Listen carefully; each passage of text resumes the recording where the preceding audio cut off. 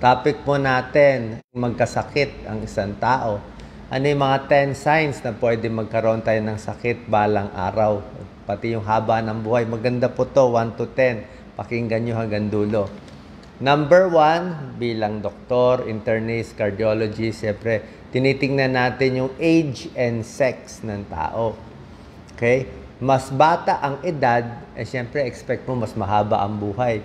Pag isang kabataan, let's say 25 years old, kahit anong complaint niya ng chest pain, sabihin ko, baliwala yan. Pero kung matanda na, 60, 70, nagche-chest pain, ibang usapan yan. Sex din, yung mga babae, mas mahaba konti ang buhay. 73 years old, average age sa Pilipinas. Sa lalaki, 70 years old, yung average life expectancy. So, age and sex. Number 2, para malaman kung mahaba pa ang buhay ng isang tao, tignan nyo grip strength, mag-handshake kayo, yung pinakamalakas, malakas. Kung gaano kalakas, kung mas malakas ang grip strength ng isang tao, mas mahaba ang buhay.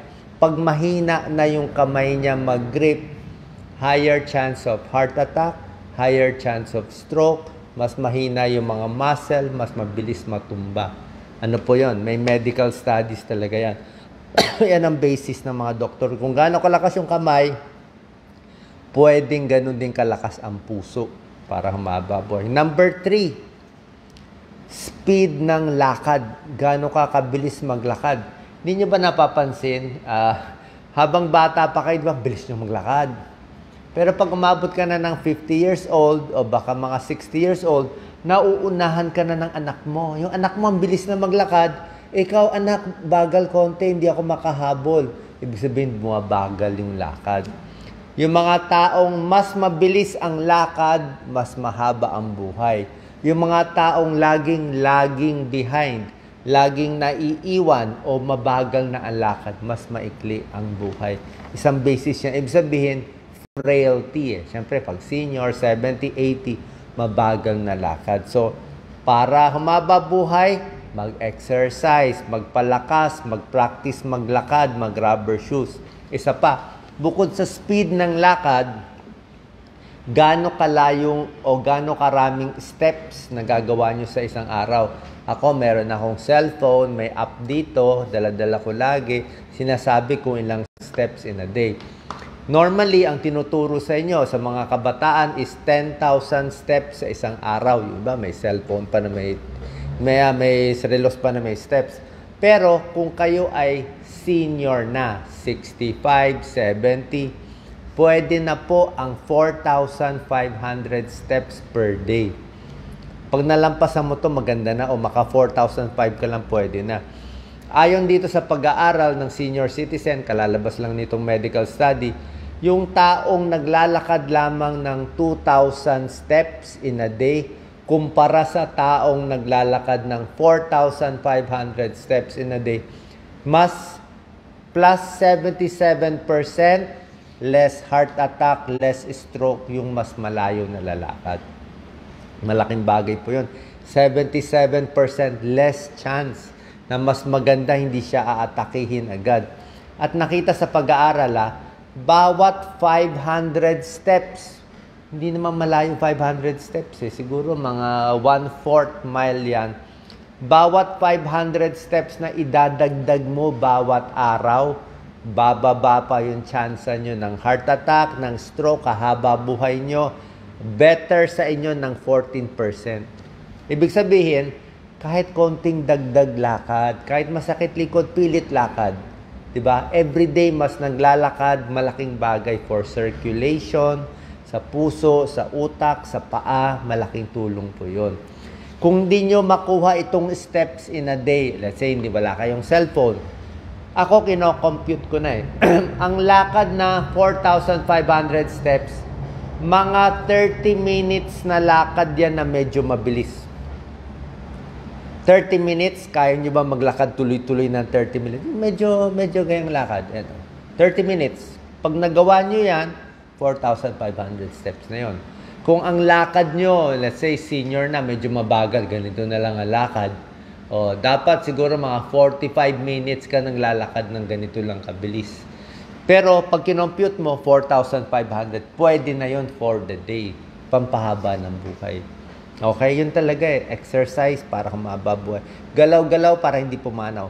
Number 4 tip, para malaman kung mahina katawan, sa lahi nyo. Okay? Pag ang edad ng magulang mo or lolo-lola mo ay more than 80 years old, o meron kang kamag-anak more than 90 years old, o may mabot ng 100, plus 2 years yun sa buhay mo. Malaking bagay sa genetics yun. Ang ibig sabihin, yung magandang lahi ng magulang mo, it contributes to 25% doon sa life expectancy mo. Paano naman yung 75% ng life expectancy mo? Nakukuha na po yan sa lifestyle change. Ibig sabihin, less bisyo, mas maayos kinakain, di nagpapataba, kung ano man yung kinakain mo, ano yung healthy living mo, less stress, more tulog, yun na nagko-contribute sa 75% ng buhay, ng haba ng buhay mo. Pero 25% namamana mo sa magulang mo. Sayang yun. Number 5 tip para malaman kung magkakasakit na maaga hindi, timbang. Magtimbang lang tayo. Yung taong very overweight, siguro 20 pounds lampas o 30 pounds lampas, syempre, mas maikli ang buhay.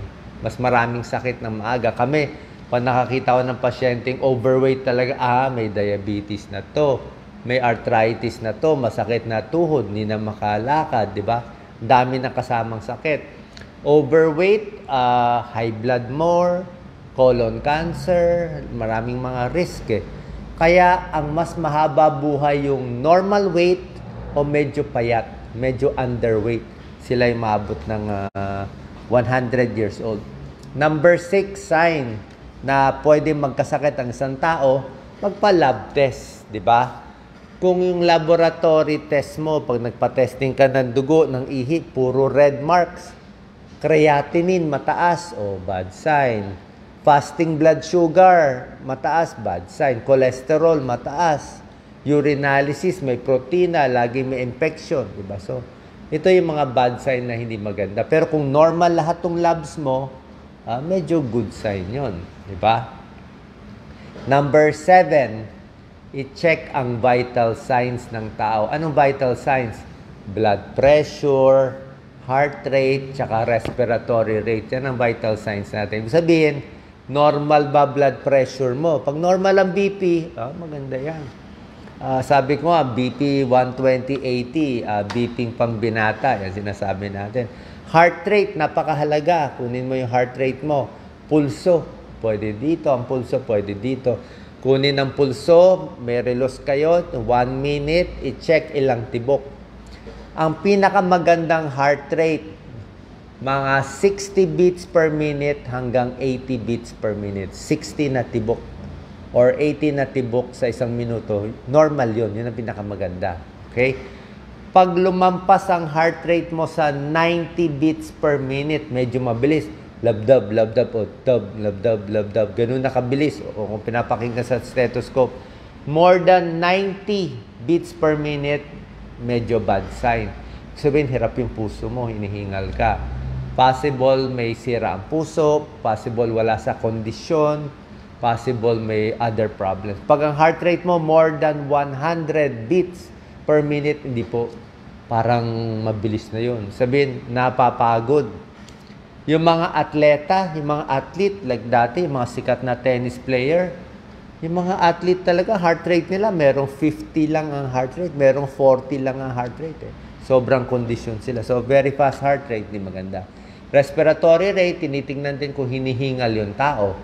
Kaya minsan tinitingnan ko, pag isang may edad, tapos medyo hapo siya lagi. May hingal siya lagi, gumagayan siya. Medyo not good sign. Sabihin, kulang sa oxygen, di ba? Kulang, hirap. Paano kung magkasakit, magkapulmonya, maubos yung hangin sa baga? So, yan ang chinecheck ng doktor. Kaya nga vital yan, vital signs. Number 8, sign dapat, chinecheck ko para kung nakikita ko kasi sa mukha ng pasyente, sa tagal ko bilang doktor, kung may sakit o wala. Meron ba siyang serious illness? dapat wala siyang serious illness. Ibig sabihin, wala pa siyang stroke. Kasi pag stroke, di ba, medyo may sira na. Wala pa siyang heart attack, wala pang lamat yung puso, wala siyang cancer, wala siyang mga serious illness. O diabetes na nag-i-insulin. Pag nag-i-insulin na, medyo maingat na ako. Sabihin, may complication na yun eh. So, pag wala ka nito, good pa yun. Mahaba pa buhay nito. Kung meron noon, meron kayong heart attack, stroke, cancer, syempre mas guarded na, mas bantay na tayo. Number 9 sign, tinitingnan ko yung physical ng tao. Okay? Physical, dapat hindi maputla, maganda kulay ng muka. Kung maputla, anemic, o medyo kulay gray yung muka, baka may kidney problem. Yung mga may kidney failure, nag-iiba. Ang kulay, tapos meron ding may kahit sa balat, nag-iiba. Oo, so nakikita. Sa dila, nakikita rin kung may sakit. Sa mga daliri, sa kuko. Pag ang kuko, nakita nyo maraming brittle nails, madali masira, maraming ridge. Yung maraming linya-linya, posibleng kulang sa vitamins, baka may sakit, may malalang sakit. Nakikita rin doon. O meron siyang serious symptoms na hingal or chest pain. Yan. Okay? Number 10 sign, tinitingnan ko rin yung personality. Kung ang personality ng tao ay very risky behavior, mahilig sa excitement, o di ba? Maraming bisyo, naninigarilyo, umiinom ng alak, alam mong high risk sila, di ba? High risk. O smoker, 2 pakete isang araw, 1 pakete, inuubo. So, isipin mo, lung cancer na to, throat cancer na. Kasi nga, may bisyo yun na nakaka-minus sa buhay. Alak, nasosobrahan. Tapos yung personality, baka medyo aggressive, risk taker, gusto lagi ng excitement, delikado. Isa pa, mental health. Yung mga may depression, may bipolar disorder, manic depressive, diba? O may schizophrenia, usually mas guarded, di ba? Mas madaling magkasakit, yun ang binabantayan natin. Okay? Sana po nakatulong tong 10 tips, 10 signs. Kaya pwede natin baguhin itong 10. Lakasan ng grip strength, lakasan ng lakad, yung timbang, magpapatabain, lahi, wala tayong magagawa. Gawing normal itong mga blood test, blood pressure control, sa gamot, pampapayat, diabetes makontrol, gandahan ng attitude, iwas sa stress, iwas sa depression, para humaba ang inyong buhay. God bless po. Sana natuto kayo sa ating pagtuturo. God bless.